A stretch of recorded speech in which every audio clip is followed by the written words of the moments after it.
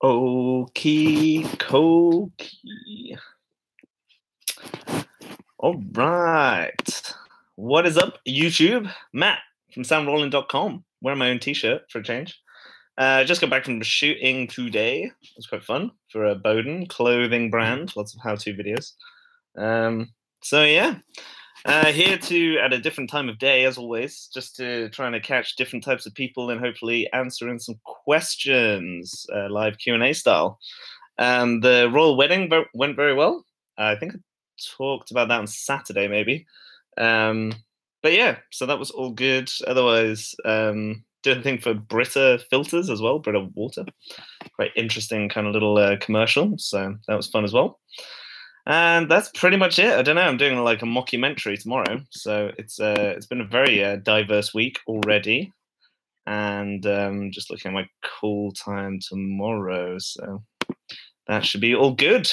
So yeah, get your questions in. I need to, as always, I'm still battling through the moving over of blog posts and in even writing blog posts, but getting back into the social media game as always, you know.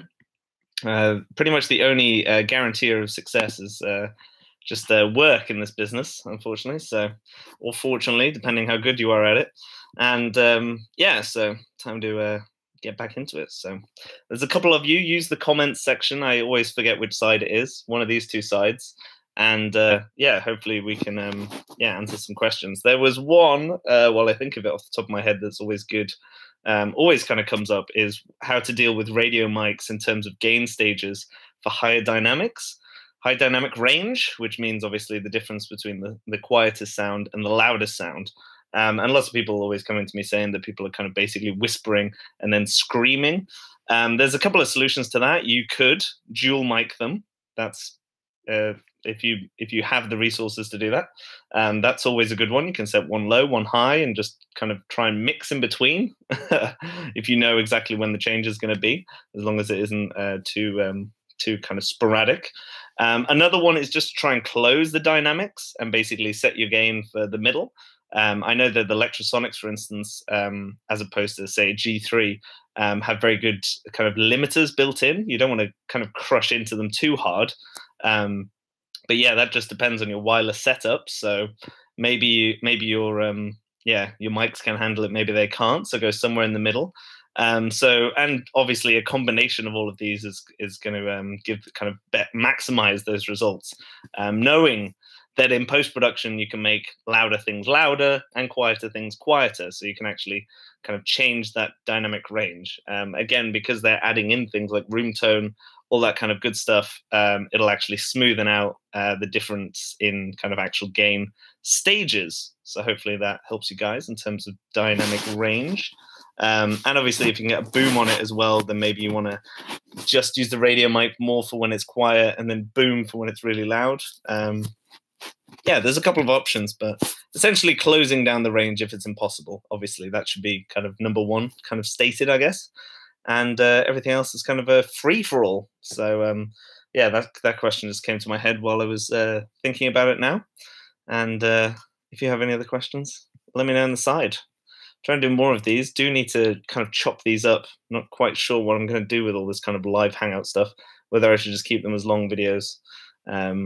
Yeah, I probably will chop them up, but then there's, yeah, easier to find. Also putting them on the blog. I'm going to try and do that today as well and catch up. This is number 9. I'm kind of feeling the vibe of more live stuff.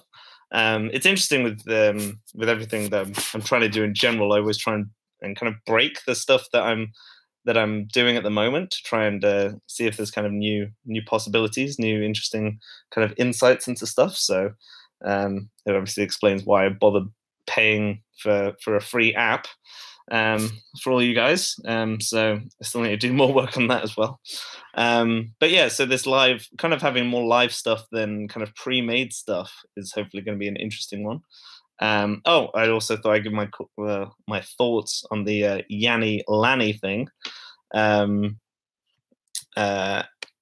and yeah, I hear Yanni, but apparently if you haven't heard it before and they say Yanni first, then you're likely to hear Yanni. But it's also good to kind of hear yeah, your hearing is basically better if you hear Yanni, apparently, or at least higher in frequency, as opposed to when you hear Lanny.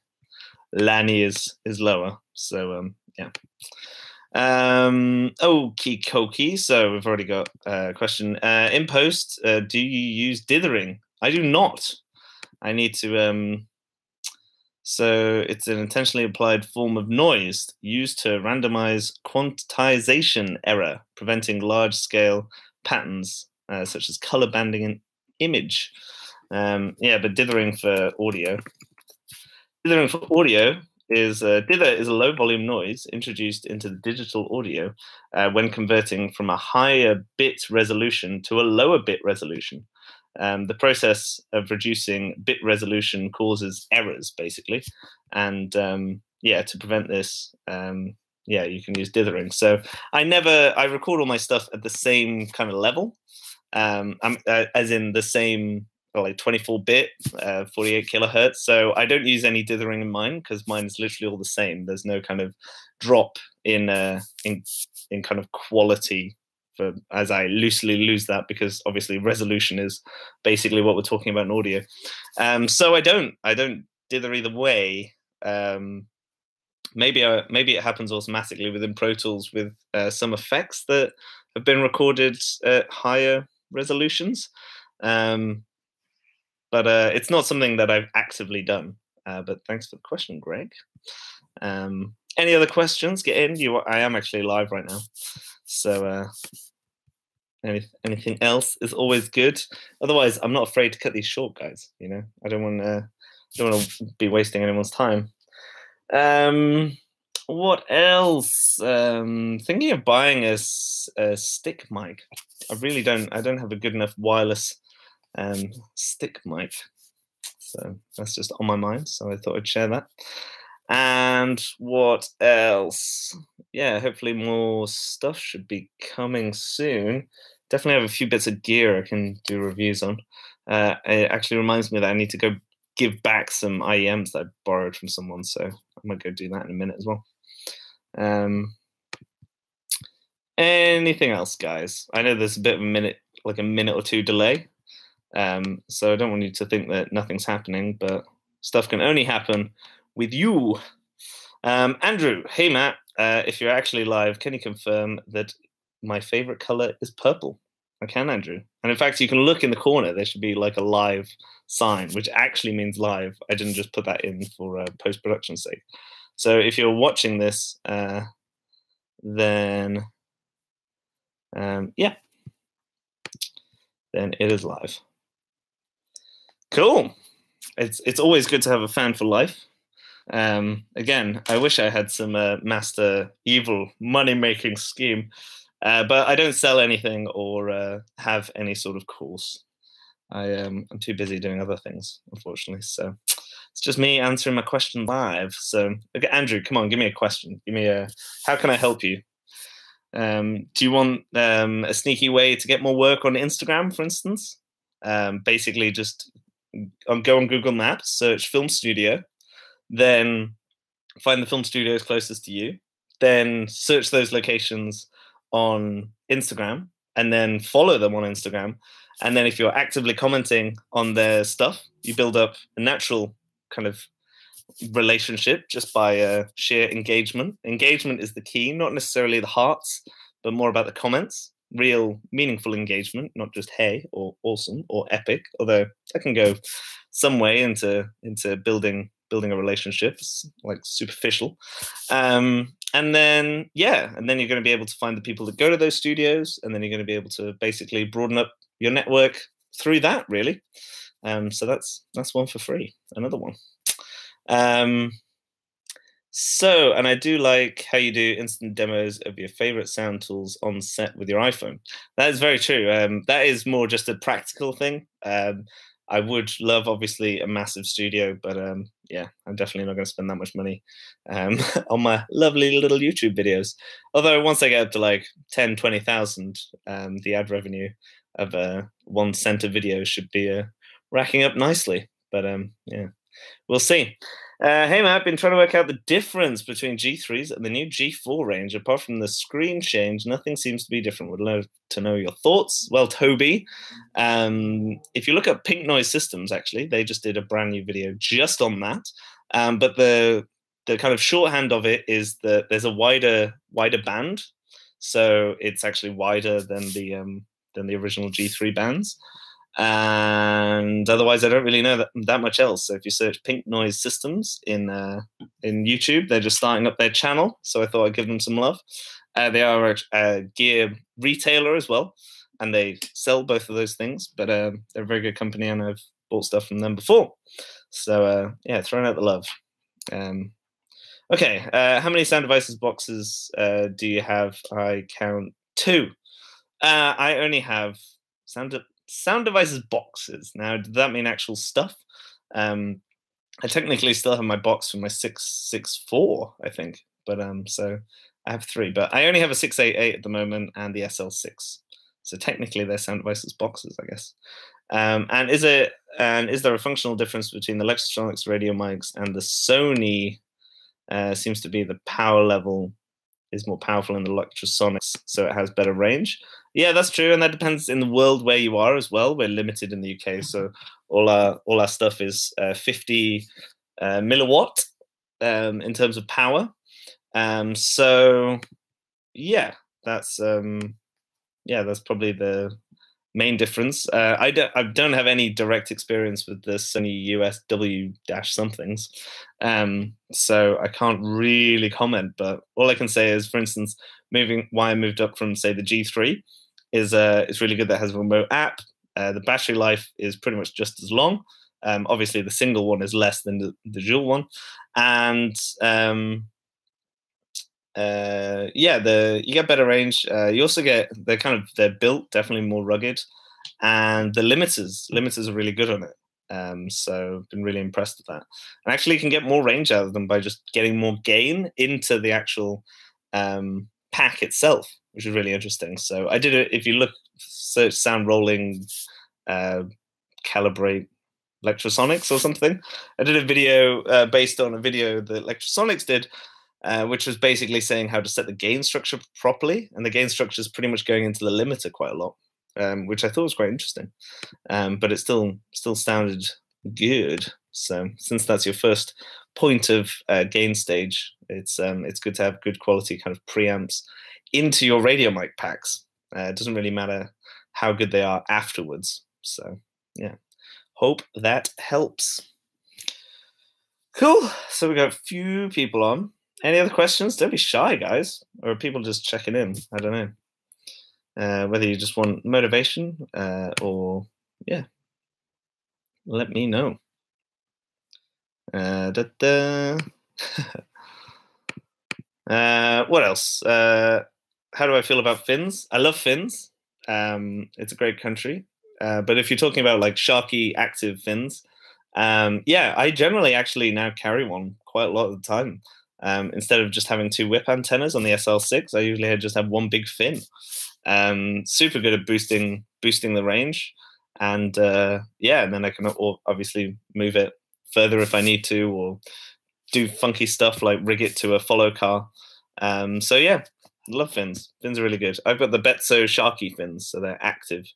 So if you're doing really, really long cables, you can actually boost up the gain within the antenna if you need to. But generally you don't unless it's a ridiculous amount of range. So yes, hopefully that helps. Any other questions, guys? Points mean prizes. Can you use Fin on transmitter? I have never personally tried, but I think you mean more directly into a receiver, because obviously fitting a Fin on a person in the transmitter is going to be pretty tough.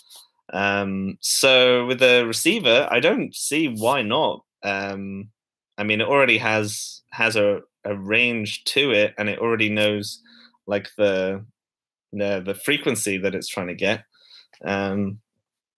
So yeah, on a wireless hop, yeah, I mean, I don't see why not. But apart from obviously the people kicking off that you've stuck a fin on their camera, I don't think they'd be very happy with that. But yeah, I mean, the radio mic receiver, all the transmitters trying to broadcast on a certain frequency, and so antennas are just really good at sending or receiving signal. So yeah, so I mean, you could do it as a hob, but I I don't think it's that practical just because of the having it stuck on a camera, for instance. Um, the funky beat. Aside from word of mouth, what's your second and third most effective marketing technique? Everything I'm doing right now, in a weird way. It's everything is basically the same in one way or another. I think the difference people need to get in their heads is the difference between branding and sales. So there's like direct, obviously like direct selling, and there's like branding, which means that subliminally, when people are thirsty, they think of a certain sugary drink, let's say, or whatever, or they think of ice cream, or they think of a certain ice cream, or you know what I mean. So there's you kind of need both to be effective at kind of marketing yourself in general. So I would say any social network is probably the second, third, fourth, fifth, sixth one, and then yeah, that's pretty much it. Social networking and YouTube, I guess, because people kind of follow me somehow. Um, John, I'm just out of film school in Canada. I just did the royal wedding for Canada. Actually, it's quite fun. Is it better to work out the industry first to raise funds and buy equipment during that time, and or get in straight away and rent all the equipment for every job? That is the trade-off, my friend. You got to think that you need time as your biggest asset, and the thing that's gonna kind of make you money in a way. So you're always trying these things. Personally, what I did is I decided to absolutely slog it out and just go straight in, and renting and buying. So my mum was, so I'm in London now, and I have been for about 4 years out of my like 7-8 years career. But before then, I was based basically in Scotland. So it's about 500 miles away from London. And so obviously buying all my equipment, I decided that it would be wiser for me to just go in straight into the industry, do super low budget, even like other student films, saving up all the time to then get gear, because London's quite an expensive place to live. I then was basically, once I'd made enough successful stream of money coming in, I just then switched it, and it just went down the drain of renting. So that's how I did it. It's not necessarily the most practical thing. So I would say whatever's most practical for you, but know that if you have a job outside of the industry, it's going to take away potential opportunities of you working in the industry. So if anything, you can have a halfway house and work at a hired company, or you can work at you try and get like a full-time position running, but it's still within the industry, so you can actually try and do stuff on the side. But if you only have weekends, for instance, it's going to be hard. And also you need to rack up a load of experience actually just doing stuff outside of film school, right? So if you just decided to take 2 years off, save up, you had a load of kit, and then you decided to like hardcore switch into it, unless you got a decent amount of savings, it could be potentially pretty tricky because you haven't really practiced or trained for essentially 2 years. So it's an interesting trade-off, but just see what's most practical for you. I think the best thing is just to do it as often as possible. Whether you're literally doing like free projects, just like random short films for like nobody, all the way up to trying to then give yourself the leverage because of your experience, because you're getting more equipment, all the way then up to actually having a full-blown career. So hopefully that helps. There's no kind of simple way unless you start with just a dream and £24,000. So if that's not you, then yeah, I'm going to kind of figure out what makes sense to you. Because obviously I don't know which part in Canada you are. I don't know if you're close to a place which has lots of jobs. If you're not, you might have to do it like me and just keep traveling to the same bloody place. It took me 11 hours in a bus overnight to get to London, and then I would work 11, 12 hours, and then I would take a bus 11, 12 hours back. So wildly impractical, and yet somehow more practical than working in Starbucks and then trying to like always get into it. So yeah, but that's just my 2 cents. So ask a few other people, but basically go with your gut. There's no wrong answer in the game, and that is going to be the way that you win. I just completed 500 projects now, I realized as well, according to my invoice number. Kyle had the same issue when I was in school and decided to use the school gear to figure out what best worked for me, and then bought things. Very true. There's always this thing of what you definitely want to do is you want to focus on the order that you're buying things, and you want to get stuff that's going to last the longest. So shotgun mics are obviously going to last a long time. Not necessarily the radio mic packs themselves, although obviously G3s, and now potentially if you wanted a G4 as well, although I think G3s are going to be just fine. If anything, hopefully they come down in value a bit. That'll be good. Yeah, I would buy radio mics kind of last. I would maybe save up. I mean, now it's getting more and more affordable as well, so you don't have to wait as long as I did for as many features as we all need these days. So yeah, it's just you have to figure out when it's right, and obviously don't try and get yourself in any more massive, crippling debt. Yeah, just figure out how to survive, basically. Yeah, so the funky beat in your career, have you noticed rates that are offered to you getting lower or higher? They're generally about the same. I mean, it depends what it is, but yeah, generally everyone wants everything for nothing. So, I mean, depending on what it is, right? So the price that they're going to offer is based on the kind of risk reward of the actual endeavor itself. That's why people pay more for people to do commercials, because that commercial is going to sell a hell of a lot of stuff, and so people get paid a lot more to do that. Because if you're making a video like the Dollar Shave Club or something, and it could go viral and literally make someone a billionaire overnight, then yeah, they're going to pay you a bit more, or at least you should be fighting to be paid a bit more. If it's your grandma's short film, likely it's going to be very low, because the risk or reward of it actually doing anything or working out is very, very small. So I just keep that in mind as well.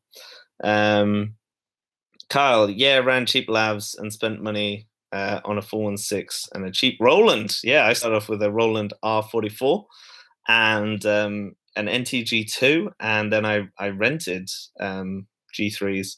And for instance, a sneaky tactic, I guess, is that you could just buy, say, COS 11s Terminator for G3s, but then keep renting the G3s, because then you have a better lav on, again, a cheap pack that you can rent in. So yeah, every little helps, but microphones are definitely going to last the longest, and then it's going to be kind of actual recording devices, because likely you're going to move up. You're not just going to jump straight to a Kantar or something. And then yeah, boom poles. Getting a good boom pole is just going to save you your back in general. So getting a carbon fiber job, getting a good case, getting good cables. You know, you can start off getting really, really solid bits that don't cost the earth, and then you can work on the big kind of packages of the SL6 and the antenna distro and all this other stuff. And still being practical about it now, this is why I haven't bought a car. I find it perfectly practical to just work out with a bag, and yeah, I don't need all the extra. I don't feel like I need all the extra hardware. I probably do need a mixing desk if I start getting up to jobs where it's like consistently like 5 people talking all at the same time. But otherwise, I'm pretty confident just with a twiddle in it. So yeah, hopefully that helps as well. Any other questions? Yeah, buying the 633 Hz. Yeah, you try and buy once, cry once. That's what I say in general, I guess. And then as long as you're buying a good bit of gear, there's always going to be new stuff coming out. So don't worry about that too much. Just focus on, okay, I'm going to be doing this for, let's assume, the next 4 years. What am I going to buy that's going to see me through 4 years and then easily pay for itself and easily get me more jobs or open up more opportunities? So whether you even just go and buy a hydrophone, or whether you buy like a boundary mic, or just buying more kind of useful little tidbits to kind of flesh out your capabilities as a sound recordist as well. can also be more useful than just blowing kind of $6,000 all at once on a 688 and then not being able to afford a bag or not being able to afford a Peli case, or you know what I mean. So yeah, don't focus. Leave all the super expensive stuff to the end and just buy like solid, reliable quality up front. Even right down to headphones. You're probably going to use those headphones for years. You're going to use your mics for years. Even if you get your just buy radio mics themselves without transmitters and receivers, you can always get them re-terminated. So it's a very good investment, even if you're getting a couple of quid a day. So is that a convenient point to stop, or do you have any more questions? Again, I know there's a bit of a delay, so I'll give it a bit of time if I don't want to cut anyone off early. And yeah, and then I need to do a few more videos, to be honest. Maybe just separate, curated ones, unless people like going through these. Let me know in the comments if you've been going back through, because this is number 9. Let me know if you've been watching all the way through from other things. I mean, I know Carl, you've actually been on, and Greg Palmer, you've literally been on every one as well, probably. But yeah, you don't have any more, Carl. Well, that's good. Okay, well, I might call it there. Half an hour seems like a pretty good kind of sitcom Simpsons episode kind of thing. So yeah, I might leave it there for now. But this has been number 9 of live training / random advice. And yeah, hopefully I'll be able to train shitloads of people, which would be good. And with no expectations. This is the key to feeling like you're always successful, if you have no expectations of how anything is actually going to turn out. So yeah, should hopefully be good. All right, guys. Well, I will leave it there. Greg Palmer says he loves these. This is great, talking to the people of the trade. Yeah, these. Yeah, I know. I need to get back into the sound chats as well. Try that as well. So you can always, if you haven't already, download the Sound Rolling app. It's free. Got loads of good stuff, hopefully, I think. I don't know. I need to update it. Let me know via the Facebook or the Instagram or whatever about what else you want to see on the app. Trying to make a little training section, but I haven't updated in a while. So it makes me tired just thinking about it. Anyway, I need to go drop off some IEMs and maybe shoot some random little videos as well to help people out. But until next time, I will see you later.